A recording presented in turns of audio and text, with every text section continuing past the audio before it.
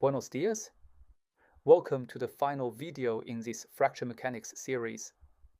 In this video, we will briefly introduce several emerging techniques used to measure fracture toughness at small length scales, particularly in situations where conventional fracture toughness testing is not feasible. In this video, we will first discuss when we need to apply small-scale fracture toughness tests. Next, we will talk about indentation-based techniques for measuring fracture toughness, including both conventional indentation, cracking, and newer micropillar splitting approaches. We will then introduce microcantilever-based techniques, where small specimens fabricated using focused ion beam milling are mechanically tested. Before discussing the individual techniques, let us first talk about why small-scale fracture toughness testing is needed.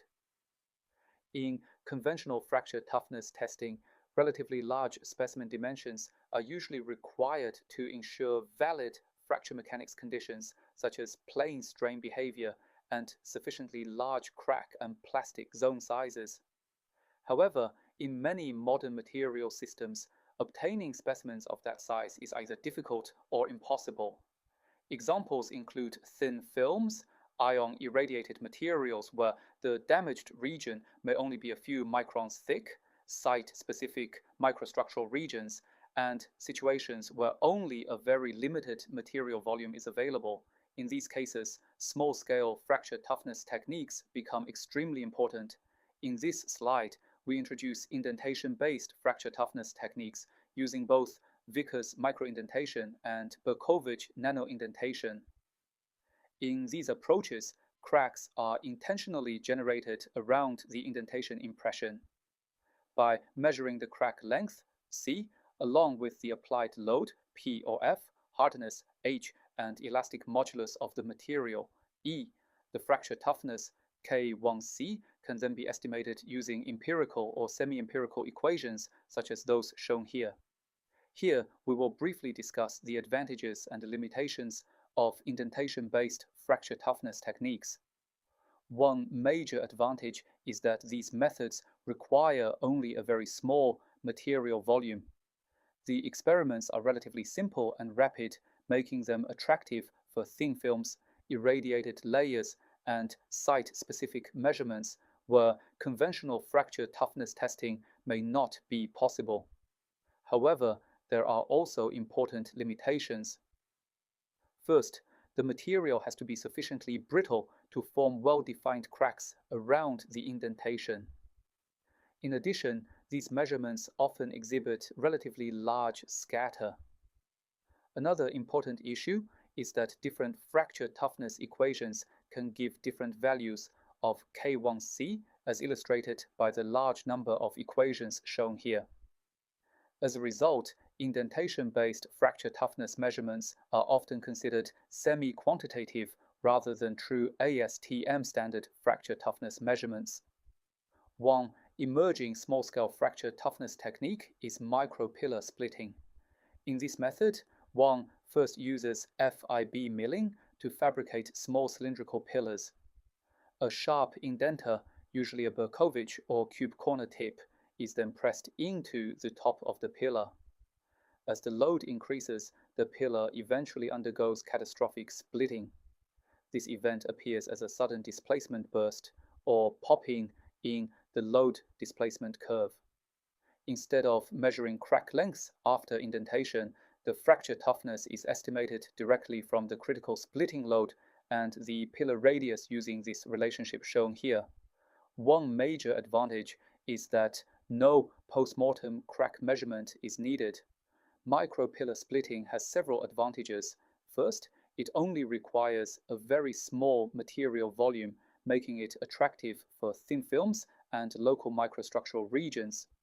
In addition, residual stresses are largely relaxed during pillar fabrication, and substrate effects are minimized compared to conventional indentation methods. However, the method also has limitations.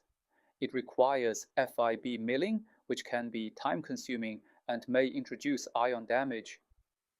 In addition, finite element calibration is usually needed to determine the geometric coefficient in the fracture toughness equation.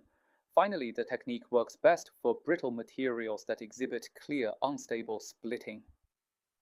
Another small-scale fracture toughness technique is the microcantilever bending approach.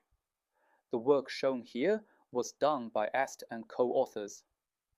In this method, focused ion beam milling is first used to fabricate very small cantilever specimens directly from the material of interest.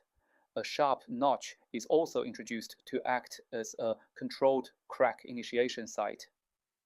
Next, a nano-indenter tip is used to apply a bending load to the free end of the cantilever. As the load increases, a crack propagates from the notch until fracture occurs. If you recall from the previous video on bulk fracture toughness testing, compliance is often measured during unloading. As the crack grows, the specimen becomes more compliant, meaning less stiff, and this change in compliance can then be used to estimate the crack length during crack propagation. In nano-indentation-based microcantilever experiments, however, we can take advantage of a capability called continuous stiffness measurement, or CSM. In CSM, a small oscillating force is continuously superimposed during loading, allowing the stiffness and therefore the compliance to be continuously measured throughout the experiment. This means that instead of only obtaining compliance during unloading, we can monitor compliance evolution in real time during loading, enabling real-time tracking of crack growth behavior in the microcantilever. Microcantilever fracture toughness experiments can be analyzed using either linear elastic fracture mechanics, shown on the left, or elastic plastic fracture mechanics, shown on the right. In the LEFM approach, continuous stiffness measurement allows the bending stiffness of the microcantilever to be continuously monitored during crack propagation. As the crack grows, the cantilever becomes less stiff, leading to a decrease in the measured bending stiffness. This information can then be used to estimate crack length evolution and calculate the stress intensity factor during the experiment. On the right is an example of an EPFM approach using a microscale JR curve. Similar to conventional bulk fracture toughness testing, a blunting line can be constructed, and its intersection with the JR curve gives a provisional toughness value, JQ. The authors investigated the effect of sample size on fracture behavior using microcantilever testing. On the top figure, the fracture resistance behavior is shown for different ligament sizes, while the bottom images show the corresponding fracture surfaces and specimen dimensions. When the ligament size or sample size is very small, the fracture behavior is dominated by linear elastic fracture mechanics with relatively limited plastic deformation ahead of the crack tip. In this regime, the material response is closer to brittle fracture. However, as the sample size increases, the plastic zone near the crack tip becomes more significant and elastic plastic effects become increasingly important. This leads to more pronounced crack tip blunting and a stable crack growth before fracture.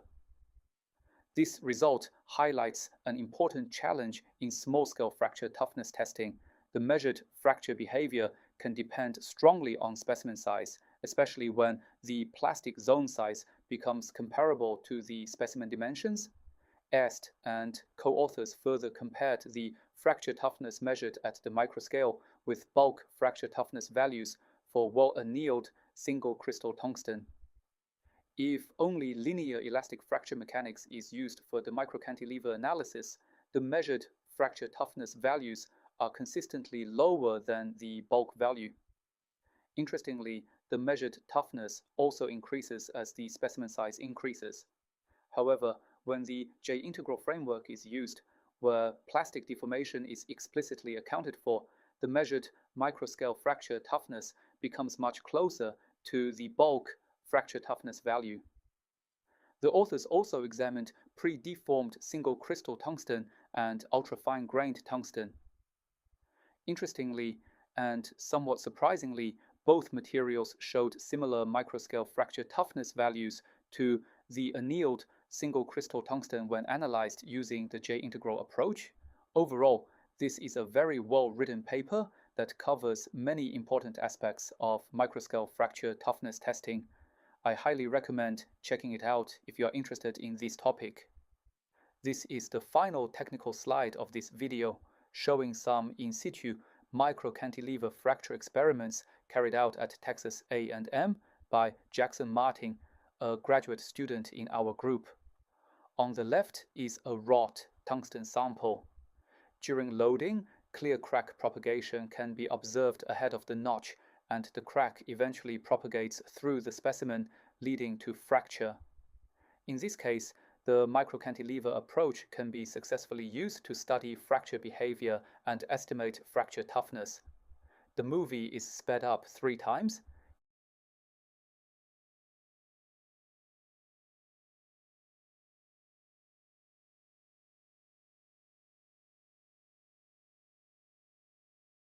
In contrast, the sample on the right is a much tougher RAFM steel. Instead of crack propagation, significant crack tip blunting occurs during deformation, with little or no stable crack extension observed.